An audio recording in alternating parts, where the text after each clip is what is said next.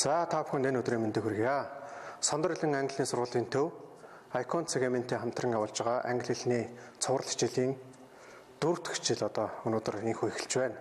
Өмнөх 3 хичээлээр бид нар үгсийн сангийн англи хэлний шинэ үгсүүдийн тухай үзэж үгсийн аймгийн тухай судалсан бол одоо өнөөдрийн хичээлээр бид нар англи хэлний хэлбэрүүдийн тухай, англи хэлний өгүүлбэрт хэрэглэгдэх байдлын тухай, англи хэлний өгүүлбэр дэх үгсүүд яаж байрладаг тухай эдгээр хичээлүүдийг үзнэ. За ингээд энэ хичээлээр буюу одоо энэ 4 дахь хичээлээр бидний бэлтгэсэн удирдгал хичээл маань инхүү тусаж байгаа. Ингээд Сондорлон английн сургуулийн төв Icon цагааминтэй хамтран одоо ингээд 4 дахь хичээл буюу 1 сарын хичээл маань одоо өнөөдрөөр ингээд дуусах гэж байна. За ингээд өнөөдрийн шинэ хичээл бол англи хэлний хэлбэрүүд, өгүүлбэрийн тухай, үгсийн байрлалын тухай та бүхэнд хэлж зааж өгье. За англи хэлний хэлбэрүүд. English forms. Form гэдэг нь хэлбэр гэсэн үг. Хэлбэрүүд гэхээр олон тооны S төгсгөл авна. За тэгэд англи хэлэнд ерөнхийдөө бол 5 хэлбэр гэдэг. Эхнийх нь батлах хэлбэр буюу passive form. Passive form батлах хэлбэр. Хоёрдугаарт нь үгүйсгэх хэлбэр. Үгүйсгэх хэлбэр буюу negative form. За гуравдугаарт нь ерөнхий асуулт. Ерөнхий асуулт буюу general question. General question гэдэг нь ерөнхий асуулт гэсэн үг. За дөрөвдүгээрт нь ялгах асуулт. Ялгах асуулт буюу disjunctive question. Ялгах асуулт. Disjunctive question. Тавдугаарт нь тусгай асуулт.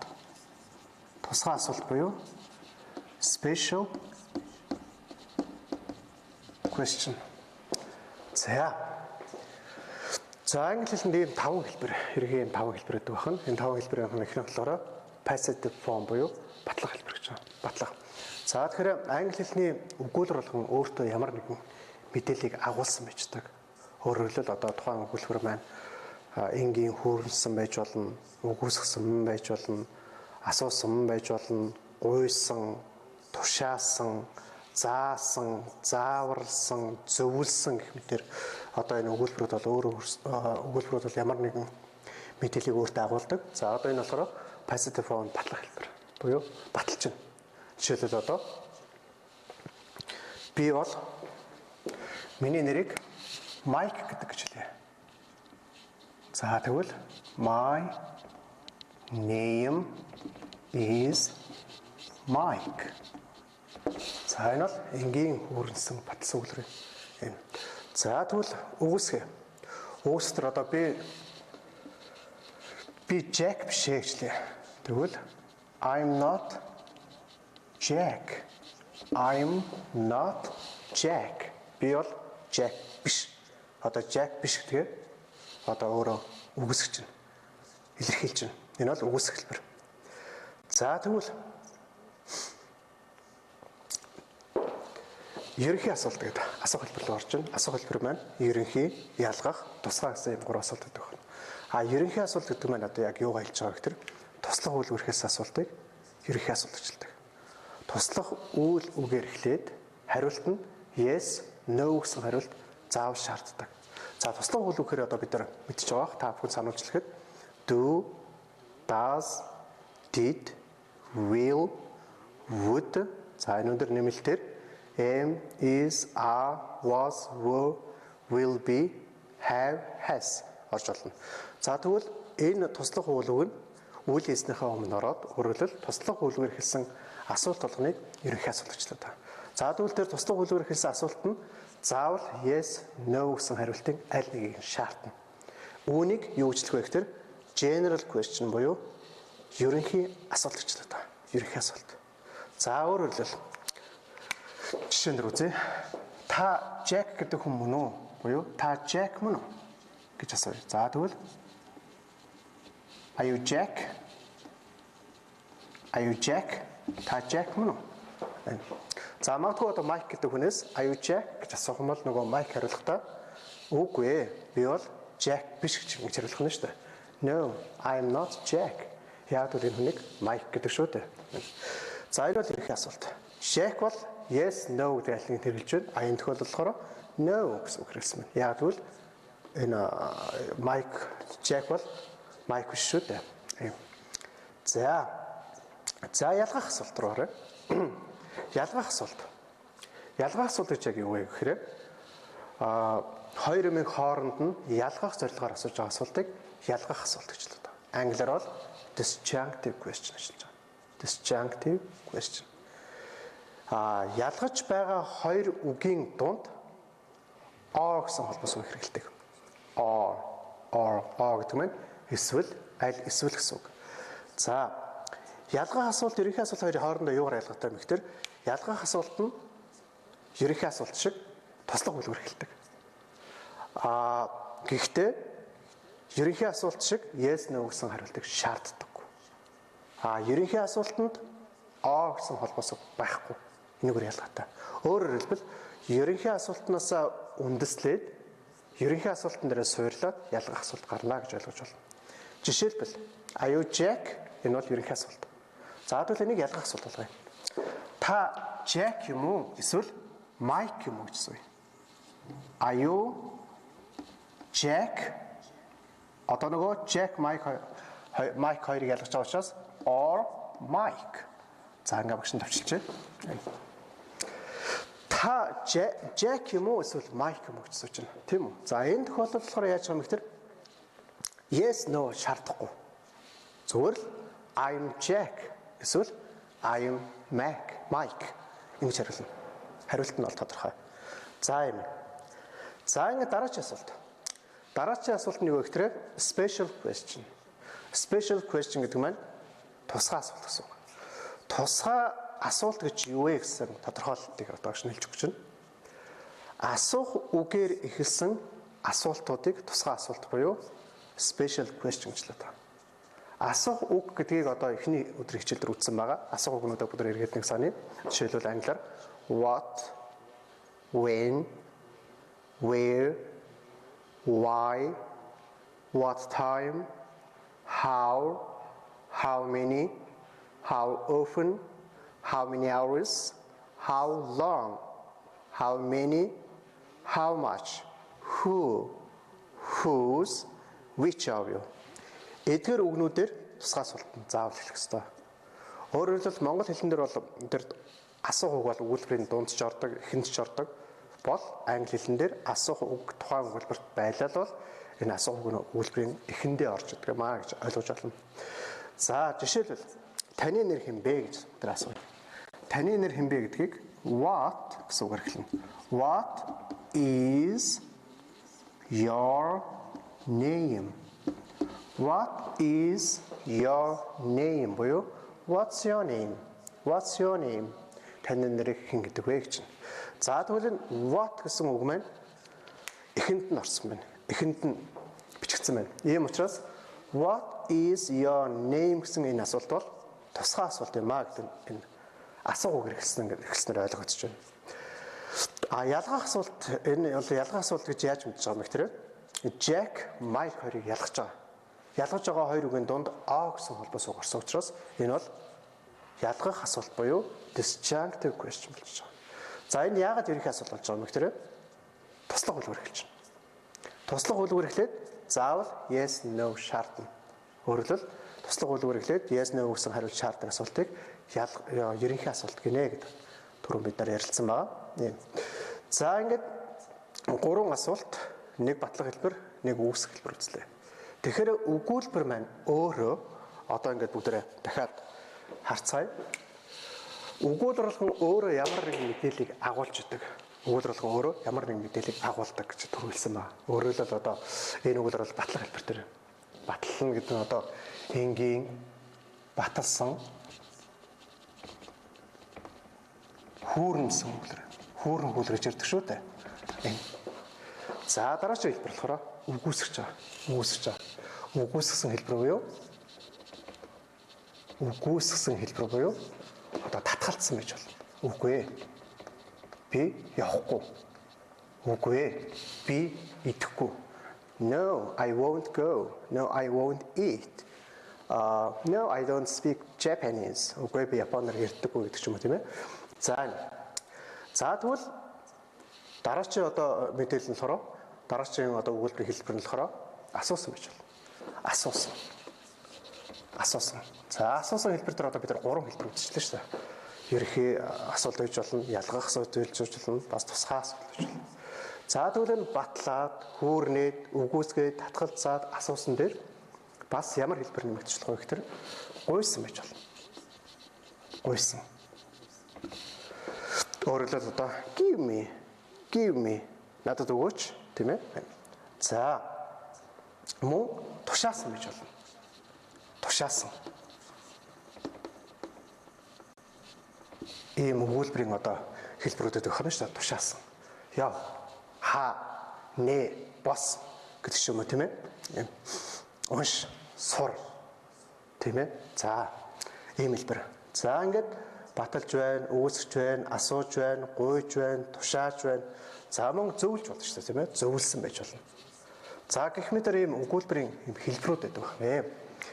За одоо бид нар сургалтанда англи хэлээр хавцдаа энэ 5 хэлбэр дээр нэлээд сайн анхаарлаа төвлөрүүлж байгаа. Өөрөөр хэлбэл энэ 5 хэлбэрийг яагаад бид нар англи хэл сурахдаа англи хэлийг хэрэглэхдээ ашиглах ёстой юм бэ гэдгийг одоо тайлбарлах гэж байна. Анхаарлаа сайн төвлөрүүлээрэй. За энэ дээр бол ийм зүйлийн тухай ярилцсанаа бүгд.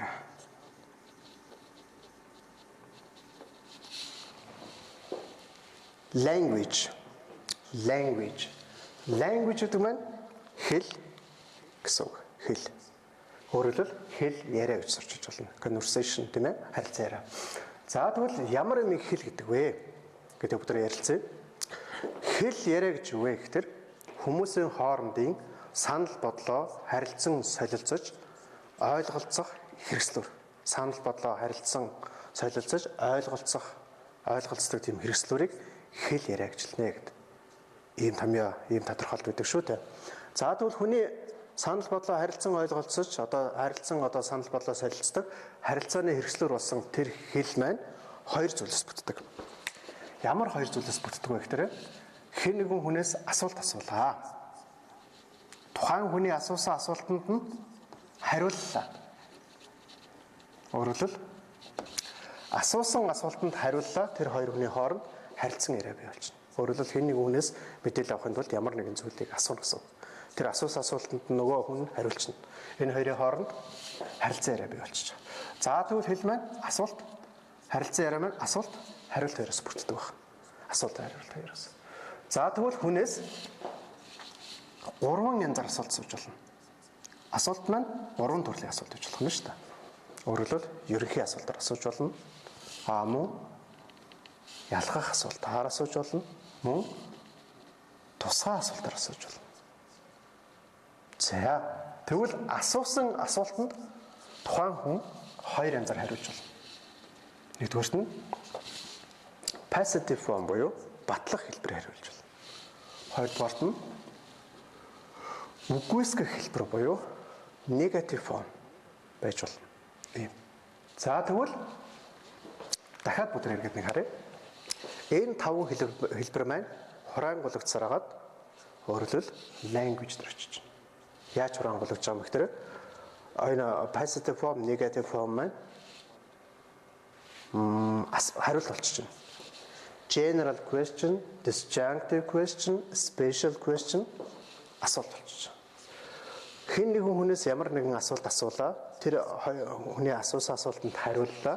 Энэ маань language болчих. Language хэл. За тэгвэл хэл маань задарч байна. Яаж задарч байгаа юм бэ гэхээр асуулт, хариулт. Асуулт нь general, disjunctive, special. Хариулт нь passive, negative. За тэгвэл ерөөсөл хүмүүс хоорондоо санал бодлоо солилцож харилцан ойлголцохдоо ийм 5 хэлбэрийг хэрэглэх юм байна гэж ойлгоно. Яагаад энийг заагаад байгаа юм гэхээр дараачийн хичээлээрээс эхлүүлээ бид нар хэл зүй буюу дүрм рүү орж эхэлнэ. тухайн дүрмийг ярианд яаж хэрэглэх вэ гэдэг арга аргачлалыг зааж эхэлнэ. Тэгэхээр тэр яриа буюу дүрм дээр энэ 5 хэлбэр маань зайлшгүй гарч ирэх ёстой. Зайлшгүй гарч ирэх ёстой. За тэгэхээр энэ 5 хэлбэрээр одоо яг яаж ярих ёстой юм бэ? Яаж одоо дүрмийг одоо тэр хэлцүүг одоо хэрэглээ болгох ёстой юм гэдгийг одоо багш нь 5 хэлбэрээр та бүхэнд үзүүлэх гэж байна. 5 хэлбэрээр батлах гэж байна. За жишээлбэл одоо энэ дэр нөгөө ажиглая. Энэ дэр юу байгаа юм гэхээр нөгөө нэр name хүмүүс хоорондоо танилцахдаа нэр усаар мэдлцдэг шүү дээ. За тэгвэл энэ name байна. Одоо миний нэрийг Jack гэдэг юм байна. Одоо намайг миний нэрийг Mike гэдэг. Би бол Jack биш.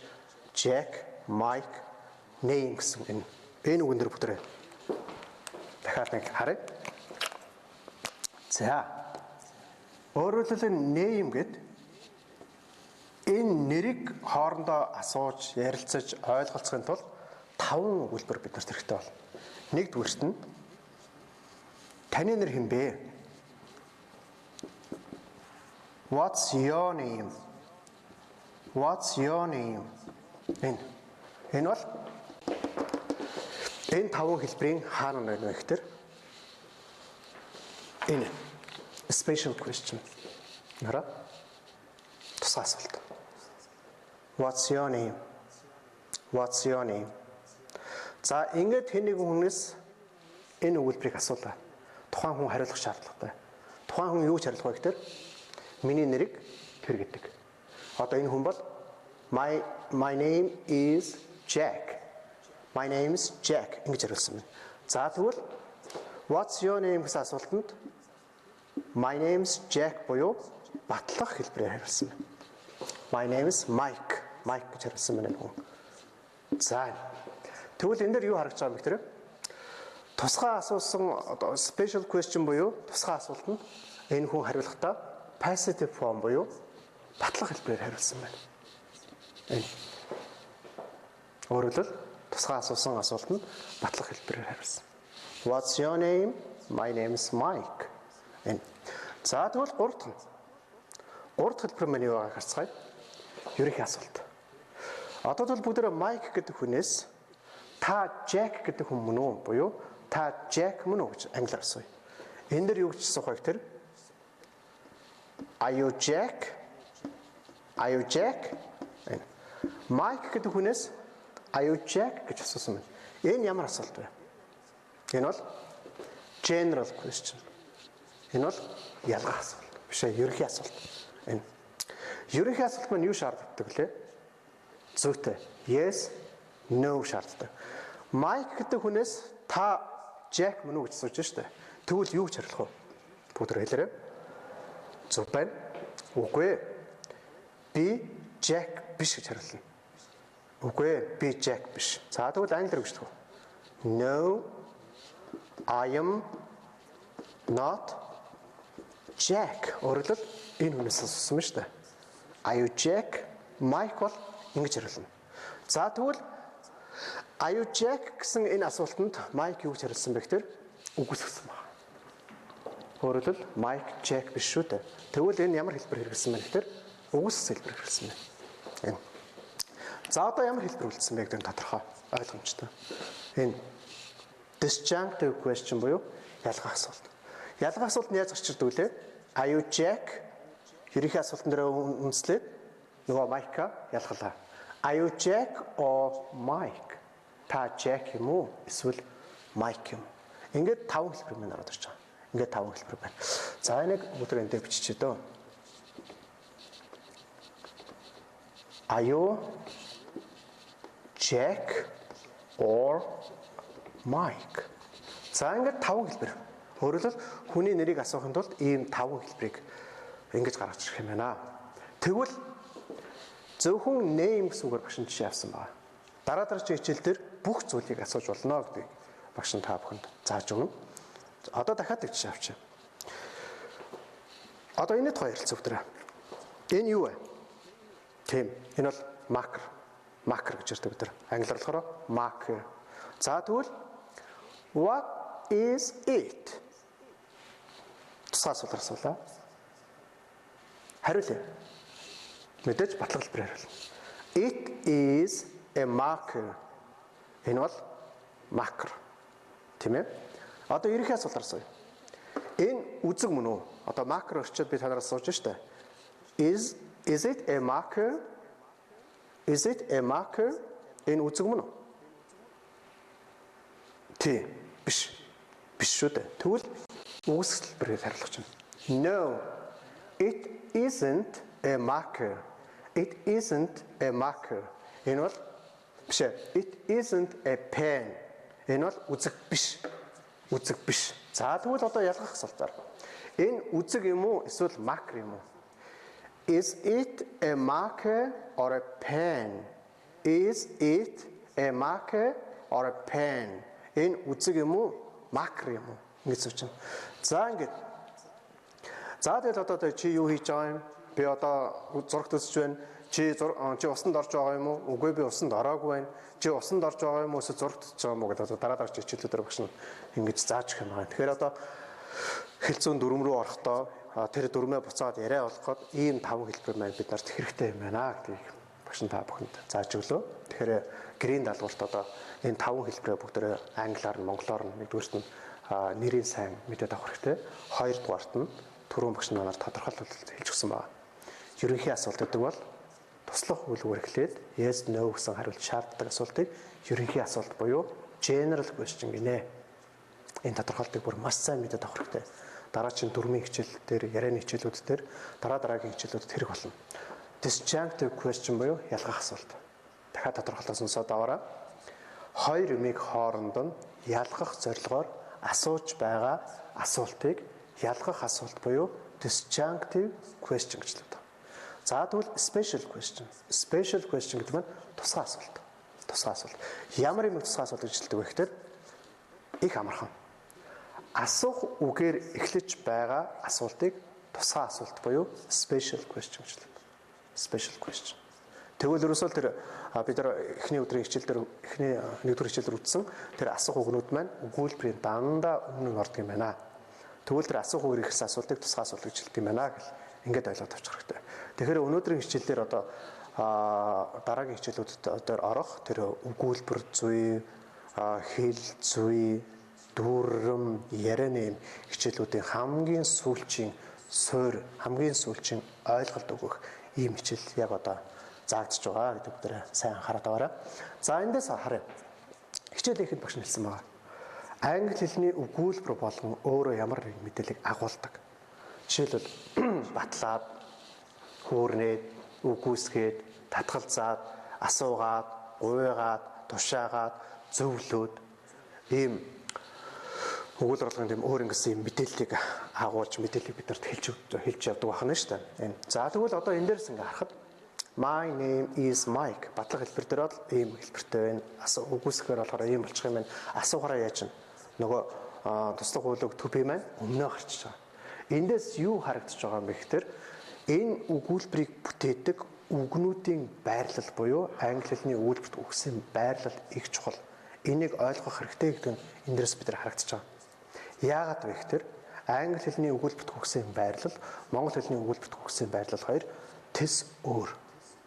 Хоёр өөр зүйл байгаа. Өөрөлдөл монгол хэлний өгүүлбэрт өгсөн байрлал маань англи хэлний өгүүлбэрт өгсөн байрлалаас ялгаатай учраас англи хэлний өгүүлбэрүүд яаж байрладаг вэ гэдэг тэр өгүүлбэрийн байрлалыг үзэх хэрэгтэй гэдэг нь эндээс харагдаж байгаа. Тэгэхээр би яг одоо та нарт англи хэлний өгүүлбэр дотор байгаа үгнүүд нь яаж байрладаг юм бэ гэдэг энэ үгсийн байрлалын тухай бүгд үзэх гэж байна. Анхааралтай сайн бичээд тэмдэглээд яваарай. За эхний өгүүлбэрт өгсөн байрлалын томьёо нь бол энэ. Subject гэдэг нь үүлийн эзэн буюу үүлийн эзэн өгүүлбэрт ямар үр гүйцэтгэдэг вэ гэхээр өгүүлэгт хөнгөшин болдог. Өгүүлэгт хөнгөшин болно. Өгүүлэгт хүнийг бид нар 1-6-аар зурдаг шүү дээ. За subject-ийг томьёолъё. Ерөөсөө S-үсгээр томьёолчихно. Subject. За дараа чинь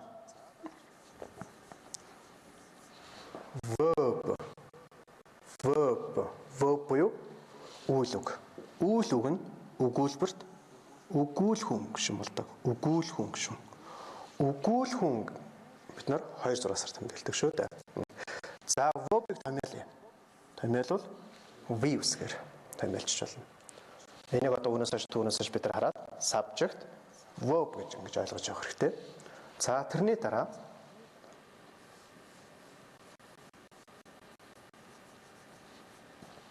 object гэдэг нь тусгатхан гишүүн. Тусгатхан гишүүнийг толгойнтой зурсаар зурдаг. Томьёолохдоо O үсгээр шилдэг байна. Subject, verb, object. За тэрний дараа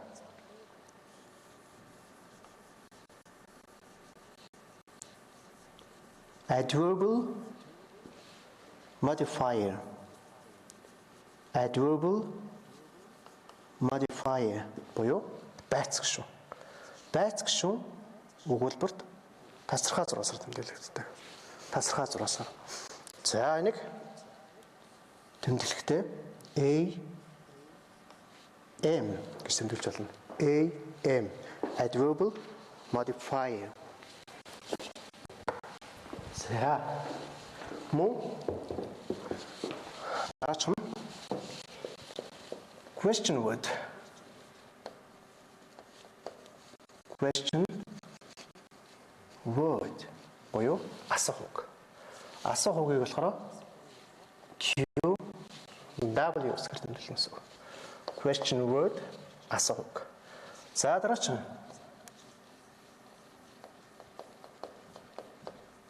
auxiliary verb. A юу гэсэн хоёр үсээр нийлээд O гэсээр уншигддаг. O. Хоёр эгшгийн дунд орсон X үсэг нь X гэсээр гаргадаг.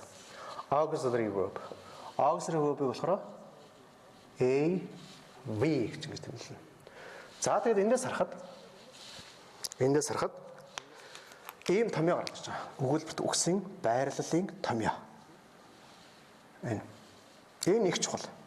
Одоо түүнээс бид нар энийг ашиглаж байгаа. Үүнийг хараад subject, verb, object, adverbial modifier, question word, auxiliary verb буюу монголчууд бол үүлийн эзэн буюу өгүүлэгдэхүүн. Үүлийн эзэн гэдгээр яачвал ойлгоод авах их зүгээр. Дараач нь үйл үг. Verb. Тусгатхан гишүүн. Байц гишүүн. Асуух үг. Туслах үйл үг. За тэгэхээр одоо энэ бол хэрэггүй болчихж байгаа юм да бидний хувьд бол энэ. Өөрөлдөл түүнээс яг энэ үсгнүүдийг хараад саяны багшаа хэлсэн шиг subject, verb, object, adverbial modifier, question word, auxiliary verb гэдэг ингээд цээжлээ тогтооод авал хэрэгтэй. За энийг юунд ашиглах гэж байгаа? Яагаад энийг үзэх вэ? Одоо анхаарай. Монголчууд бид нар монгол хэлээр ярихдаа ингэж ярьдаг. За сонсоё.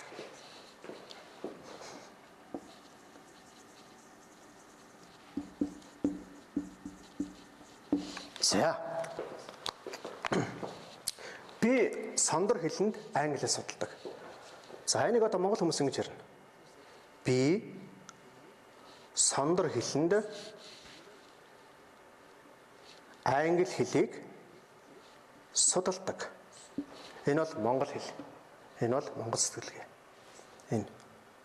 За бид нар бол яадаг вэ гэхээр эхлээд үйл ингэж орчирдаг батлах хэлбэр дээр. Тэгээд дундуур нь одоо юу гэх юм байц, тусагдхуун, тодтгол одоо бусад гишүүдэд хийж байгаад хамгийн сүлд үйл үгээрээ яасан бэ? Яах гэж байгаа юм бэ? Яаж байгаа юм гэдэг нь мэдэгддэг. Энэ бол монгол хэлний онцлог. За тэгвэл англи хэлээр одоо нэг яаж илэрхийлдэг юм бэ гэдгийг бүгд хамтдаа ярилцгаая. Монгол хэлээр ингэдэг юм бол англи хэлээр. За харъя. Монгол хэлээр бол ингэсэн шүү дээ. Би англи хэлийг би сандар хэлэнд англи хэл судалдаг. Тэгвэл англиар энийг илэрхийлэх юм бол би судалдаг англи хэлийг сондөр хэлэнд ажиллаад байна. Өөрөөр хэлбэл I study English at сондөр хэлэн мэдлж байгаа. Би судалдаг англи хэлийг сондөр хэлэнд энэ. За ингээд энэ хоёрыг зэрэгцүүлээд харахад ялгаатай гэдэг нь ажиглагдаж байна. Тэгэхээр бид нар монгол хэлээрээ ингээд хэлд орчихсон монгол хэлийг одоо хэрэгэлдэг ийм монгол хүмүүс шүү дээ. Тэгэхээр энэ монгол хүний сэтгүүг энэ монгол хэлний өгүүлбэрт үгсэн байрлалыг энэ англи хэл рүү шилжүүлэхэд эдгээр үсгүүд буюу энэ өгүүлбэрийн гишүүд хэрэгтэй. Энийг өгүүлбэрийн гишүүдийн байрлалын томьёо гэж л одоо томьёо гэж л одоо. Өөрөөр хэлбэл одоо өгүүлбэр рүү ороод дүрм рүү орох дээр багш нь та нар за эхлээд одоо батлах хэлбэр дээр энэ батлах хэлбэр, үгүйсгэх хэлбэр, ерөнхий асуулт, ялгаах асуулт, тусгай асуулт гэж сайн заалаа шүү дээ. Тэгвэл одоо батлах хэлбэр дээр байгаа өгүүлбэр чинь ингэж байрлнаа. Үгүйсгэх хэлбэр орохоор одоо ингэж байрлнаа. Эхлээд энэ нь орно, дараа нь энэ нь орно, үүний дараа энэ нь орно гэд ингээд бүр маш тодорхой, маш ойлгомжтойгоор та бүхэнд зааж, зөвлөж ингэж явах юм аа. Тийм учраас өгүүлбэрт үгсийн байрлалын томьёо их чухал байна. Тэгэхээр багш нь одоо дахиад даалгавар өгч байна. Та бүхэн минь одоо дараагийн 5 дахь дугаар хүртэл subject, verb, object, adverbial modifier, question word, auxiliary verb. Энэ үгнүүдийг маш сайн цэжлэх хэрэгтэй. За энэ үгнүүдийг цэжлэлээ зогсохгүйгээр subject гэж юу вэ? Энийг бүр үгнүүдтэй цэжлээд авах хэрэгтэй. Subject гэдэг одоо бүгдээ дахиад ярилцъя. Үүлийн эзэн буюу өгүүлэгт хүн. Эхний өдрийн хичээлээр бид нар одоо нэгдүгээр хичээлээр бид нар үтсэн байгаа. Биеийн төлөө нүгнүүд чинь тэр чигээр бүгдээ өөрөөр нөгөө negative form биш personal pronoun маань нэрлэгийн тиалгал, сэтгүүний тиалгал гэдэг хоёр тиалгалтай гэж үтсэн. Биеийн төлөө нүгийн нэрлэгийн тиалгал дээр байгаа үгнүүд үүлийн эзэн болно. Жишээлбэл одоо I, you, he, she, we, they. За жишээлбэл одоо энэ дээр бас бүгд жишээ авч үзье. Би буюу I, чи, you, тэр эрэхтэй he. За ингээд одоо they тэд нар тийм ээ. За энүүдэр нэмэгдээд одоо энэ нараа Mike гэж болно, Jack гэж болно, Болдоо гэж болно тийм ээ. Жишээлбэл одоо my son буюу одоо миний хүү гэж болно. Энэ бол үлийн эзэн. My son гэдэг нь son нь үлийн эзэн шүү дээ. My гэдэг нь predicate буюу одоо юу тодорхой юу болчихж байгаа. Нэг нь юу гэж яриад байгаа лээ. Татвал шин болчихж байгаа. За энэ. За ингээд бүгдээ сая юугаа үлийн эзний тухай ингээд сэргээгээд ярилцлаа. Үйл үг бид нар мэдэн шүү дээ тийм ээ. Үйл үгийн жишээлбэл одоо явдаг. Go. Цэвэрлдэг. Clean. Ярьдаг. Speak. Сэлдэг. Swim. За энэ бол эдгээр бол үйл үг. За тэгэхээр одоо үйл үг, нэр үг гэдэг одоо бид нар түрүү юуны хичээлүүд дээр бас үзсэн байгаа. Нэр үг болон нэр үг ангилал гэдэг тийм ээ. За тусагдах хүн. Тусагдах хүн гэхээр одоо бид нар 10 жил бол монгол хэл дээр үзчихсэн хэнд юу хэнийг юу гэсэн асуултанд хариулдаг нэр үгсийг тусагдах хүн гинэ гэж ерөөхдөө ойлгож болно. Жишээлбэл одоо энэ өгүүлбэр дээр хараа. I study. За энэ бүтрээ монголоор англиар нь илэрхийлж байна. I энэ өгүүлбэрийн subject буюу үлийн эзэн болчихсон. За бол verb study орчиж байгаа. Энэ би сурдаг. Дараа нь одоо жирийн одоо цаг буюу present simple tense лекцэн дээр present simple tense хичээл дээр илүү тодорхой үзэх учраас энэ дээр бол бүгд энийг одоохондоо ингэж бичээд авчээ. I study би судалдаг. Юуг судалдаг? English буюу англи хэлийг судалдаг. Англи хэлийг хаана судалдаг? At сондөр хэлэн. Сондөр хэлэн. Би сондөр хэлэнд англи хэлийг судалдаг. За тэгвэл энэ дээрс нөгөө үйл үг ингээ гараад ирж байгаа. За энэ дээр бид нар түрүүн object-ийн тухай ярьжсэн, тусгатууны тухай ярьжсэн. Энэ юуг судлаад байгаа? Англи хэлийг судлаад байгаа байхгүй юу? Юуг бичээд байгаа? Өгүүлбэр бичээд байгаа. Юу уншиж байгаа? Ном уншиж байгаа. Тийм ээ? Энэ. За тэгвэл at сондөр хэлэн гэдэг маань юу вэ гэхээр энэ өгүүлбэрийн adverbial modifier буюу байц нь болж байгаа байхгүй юу? За тэгвэл байц гэсэн тухай ярих хэрэгтэй болж байна. Байц гишүүнийг одоо байц гишүүмэн дотор олон төрлийн байц гишүүн байдаг. А яг өнөөдрийн хувьд яг энэ удаагийн хичээлээр багш та бүхэнд хоёр байцын тухай хэлж өгье. Маш ойлгомжтойгоор. Хоёр байц маань ямар байц вэ гэхээр цаг хугацаа заасан байц, нөгөөх нь болохоор байрлал заасан байц гэж юм. Хоёр байцууд. Цаг хугацаа заасан байцыг юу гэж ойлгох вэ гэхээр ерөөсөө цаг хугацааг илэрхийлсэн бүх үгнүүд бол цаг хугацаа заасан байц гэж юм байна гэж ойлгох тухайд эхний ээлжинд боловчсон. Жишээлбэл yesterday, tomorrow, at 5 o'clock, next week, last year. Ерөөсөө цаг хугацааг илэрхийлж байгаа бүх үгнүүд маань. Every day, тийм ээ? Одоо жишээлбэл I study English at Самдар хэлэн every day гэж болно шүү дээ. Энэ дээр болохоор нөгөө цаг хугацаа заасан, байрлал заасан хоёр байц маань хоёул орчиж байгаа. За мөн байрлал заасан байц гэж байдаг. Одоо бид нар adverbial modifier буюу байцын тухай үзэж байгаа. Байрлал заасан байцсан дээр болохоор яах вэ гэхээр ерөөсөө үйлдвэр албан газрууд гэж ойлгочиход болно. Жишээлбэл одоо юу гэдэг at school, сургуульд, in a bank, банкнд, at Самдар хэлэн language center, Самдар хэлэн англи хэлний төвд, in America, Америкт гэдэг ч юм уу тийм ээ. Энэ. За юм. За тэгвэл энэ үүлийн эзэн дээр одоо багш нэм жишээ авсан байна. Үүлгэн дээр энэ жишээ авсан байна. Object дээр одоо энэ өгүүлбэр дээр болохоор English ороод ирж байна. Юу судалгын англи хэлийг судалдаг тийм ээ. Англиг юу уншдаг? A book, ном уншдаг. A book, номыг уншдаг тийм ээ. За юуг одоо хийдэг? Хоолыг хийдэг, lunch. Эсвэл одоо dinner, эсвэл одоо food юу гэдэг тийм ээ. За эдгээр бол object болж байна. Юуг, хинд, юунд, хэнийг юу гэсэн асуултанд хариулдаг. За байцын тухай одоо нэг жишээ авъя. Жишээлбэл одоо Америкт гэвэл in America. Америкт. За сургуульд гэвэл at school. Эдгээр болохоор байрлал заасан байц гишүүн болж байна. За тэрний дараа асуух үг. Асуух үг одоо ойлгомжтой. Одоо багш нь өнөөдөр нэлээд сайн хэлж өгсөн байгаа. Эхний өдрийн хичээлдэр үздсэн what, when, where, why гэдэг. За auxiliary verb буюу туслах үйлдэл. Туслах үйлдлийн талаар ярилцъя.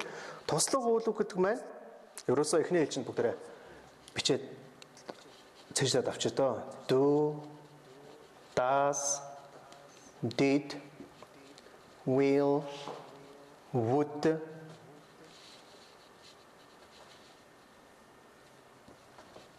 have, has.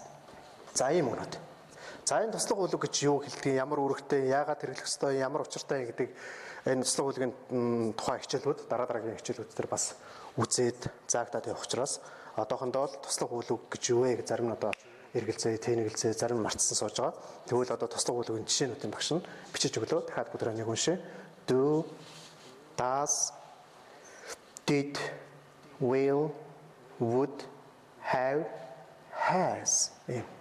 За ингээд туслах үйлдэл маань болчихж байгаа. Тэгэхээр одоо ингээд бид нар өгүүлбэрт үгсийн байрлалын томьёог үзэхийн хажуугаар одоо энэ үүлийн эзэнний тухай ярилцлаа.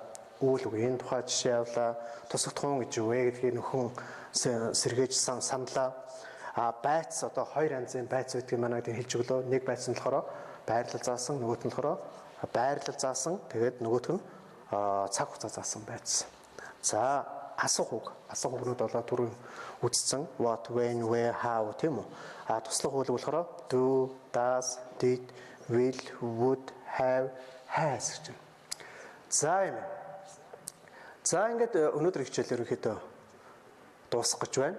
Өнөөдрийн хичээлийг нэгтгэж дүгнэж багш нь ярьж өгье. Өнөөдрийн хичээлээр бүгдээ юу үзсэн бэ гэхээр англи хэлний хэлбэрүүдийн тухай үзсэн. Англи хэлэнд passive form, negative form, general question, disjunctive question, special question гэсэн ийм 5 хэлбэр байна.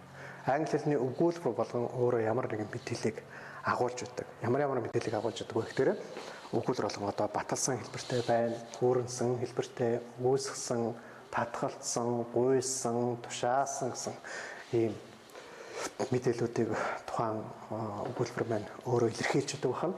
За эдгээр одоо өгүүлбэрүүдийг бичгийн тулд эдгээр өгүүлбэрүүдийг яриандаа хэрэглэхийн тулд тэр өгүүлбэр дотор орж байгаа үгнүүдийг байрлуулах хэрэгтэй. Өөрөөр хэлбэл одоо ямар үгийг хаана бичих вэ гэдэг ийм зүйл одоо өөрийн ирэхгүй урган гарч иж харагдаж байгаа. Одоо тэгвэл тэр өгүүлбэр дотор байгаа үгнүүдэд байрлуулахын тулд юу хэрэгтэй вэ гэхээр англи хэлний өгүүлбэр дэх үгсийн байрлалын томьёо хэрэгтэй. Англи хэлний өгүүлбэрт үгсийн байрлалын томьёог багш нарт subject, verb, object, adverbial modifier, question word, auxiliary verb гэсэн ийм 1 2 3 4 5 6 ийм 6 үсгээр буюу ийм 6 үгээр багш та бүхэнд хэлж өглөө. Тэгвэл энэ subject, verb, object, adverbial modifier, question word, auxiliary verb гэсэн энэ үгнүүдийг яг юунд хэрэглэх вэ гэхээр өгүүлбэр дотор байгаа үгнүүдийг яаж байрлуулж англи хэлээр илэрхийлэх вэ гэдэгтэр энэ үсгнүүдийн системчлаар бид нар мэдэх нэ дараагийн хичээл дээр. Монгол хэлээр бол би сондөр хэлэнд англи хэлийг судалдаг гэсэн энэ өгүүлбэрийг англи хэлээр бол I study English at сондөр хэлэн гэж хэлдэг юм байна. Тэгэхээр эндээс харахад монгол хэлний өгүүлбэрт үгсийн байрлал, англи хэлний өгүүлбэрт үгсийн байрлал хоёр ялгаатай юм байна. Өгүүлбэрт үгс мань хоорондоо байрлалаар ялгагдаж байна гэдэг маань англи сэтгэлгээ, монгол сэтгэлгээ хоёр бас ялгаатай. Өөрөөр хэлбэл хэл гэдэг нь одоо сэтгүүтэй зайлшгүй холбоотой шүү дээ.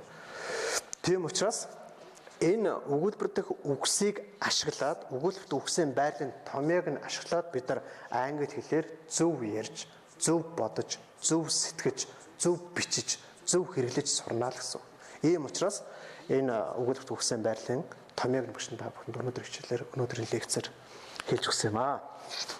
За тэгээд бас энэ үүлийн эзэн, үйл үг, тусах тухайн, байц, асуух үг, туслах үйл үгийг жишээгээр бүгд авч үзсэн байна.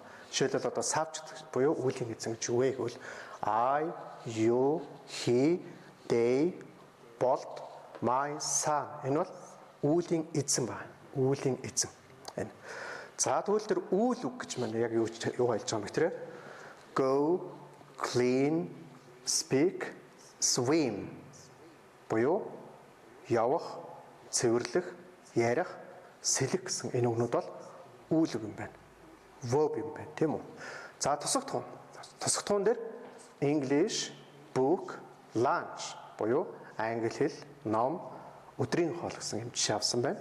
За байц дээр болохоор in America at school буюу Америкт хааны Америкт at school сургуульд. За энэ. За асуух үг бол маш олон удаа дурддагтлаа, маш олон удаа хэллээ. Тийм учраас энэ асуух үгийг бол самбар дээр бичээгүй байна. Туслах үйл үг гэж юу вэ гэдэг зарим хүмүүс одоо мэддэггүй. Тэгэхээр өнөөдрийн хувьд бол туслах үйл үг зүгээр л do, does, did, will, would, have, has-ыг туслах үйл үг гэдэг юм байна гэдгээ мэдээд автоматар цэжлэж авчлаа.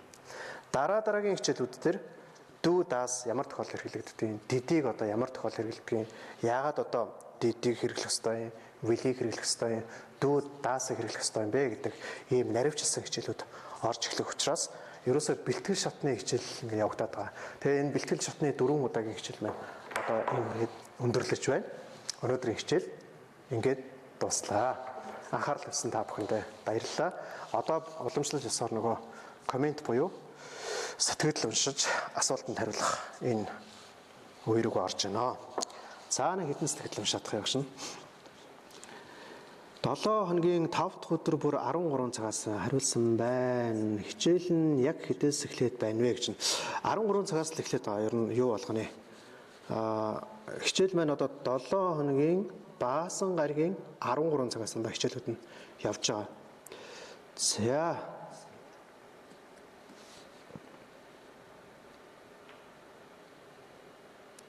Хичээл нь хэдэн цагаас явдаг вэ гэж асуусан байна.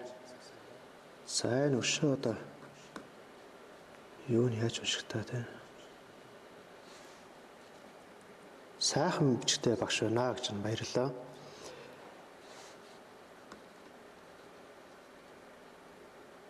За энэ компьютер болохгүй нөө одоо. За. Үгсийн сангаа хэрхэн сайжруулах вэ гэж. Үгсийн сангаа хэрхэн сайжруулах вэ гэдэг тэр зөвлөгөө, хичээлүүд, арга зөвлөмжүүд бол яг хичээлийн туршид одоо энэ өгүүлбэр ороод ирэхээр багш та бүхэнд заагаа зөвлөө явуучих юм байна.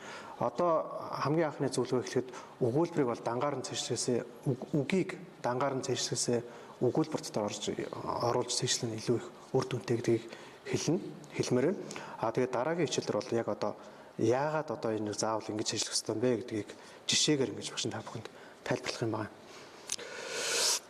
За мундаг юм аа л гэж мундаг багш байна. Баярлалаа. Нөхөж үзэх боломжтой юу гэж. Одоо энэ юуны Icon News гэдэг одоо Icon News-ээр ороод энэ видео болцсон байж байгаа. Видеон дотор ороод харахад энэ байж байгаа. Мөн Сондөр хэлний англи хэлний YouTube сувгаас бас авах боломжтой. Өөрөөр хэлбэл Сондөр хэлний English Language Center гэсэн пэйж хуудас руу лайк дараад бид нартай нэгдээрэй. Энэ лайк энэ юун дээр пэйж дээр манай хичээлүүд хадгалаастай байгаа, хадгалчихсан байгаа гэдгийг хэлэх нь хэрэгтэй.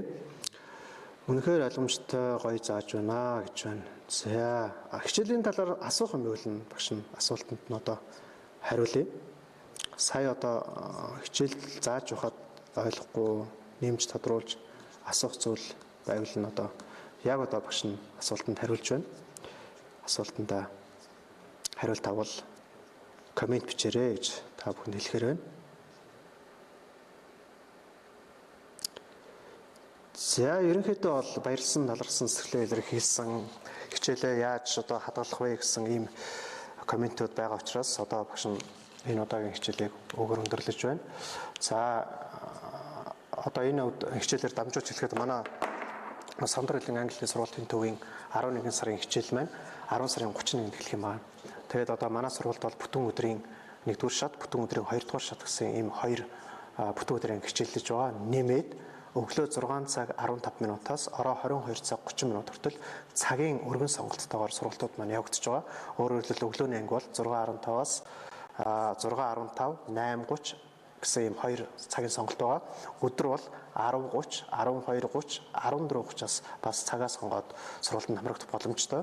Орооны ангиуд бол 16:30, 18:30 16 цаг 30 минутаас эхэлнэ. Мөн 18 цаг 30 минутаас эхэлж байгаа ийм ангиуд байгаа. Тэгээд өөрийнхөө цаг зав боломжоос хамаарат эдгээр ангиудыг сонгон суралцаарай гэж зөвлөж байна. Манай бүтэн ангид бол саяны Icon цагийнхтай хамтран заасан энэ 4 удаагийн хичээл бол ерөөсөө 9-өөс 12 цаг 20 минутын хооронд нэг л өдрийн хичээлээр ингээд заагдах ийм хичээл байгаа. За тэгээд дэлгэрүүлээд одоо бид нарт ирж англи хэлнийхээ төвшинг ахиулах, англи хэлийг сайн сурах юм хүсэлтэй хүмүүс бол манай үг талга нээлттэй байгаа. 10 сарын 31-нд өглөө 6:15-аас бүх сургалтууд маань одоо цагийн ангиас эхлээд бүх сургалтууд маань одоо 10 сарын 31-ний өдөр буюу Чингис хааны төрсөн өдрөөр энэ сургалтаа нээж байгаа. Их бэлэг тэмбэрэлтэй ийм сайн өдрийг бүр албаар сонгон байж одоо энэ 11 сургалтаа эхэлж байгаа юм шүү гэдгээ хэлээд энэ удаагийн хичээлээ жаргаж байна. Анхаарал тавьсан та бүхэндээ баярлалаа. Эх 7 хоногийн Баасан гарагийн 13 цагт уулзцгаая.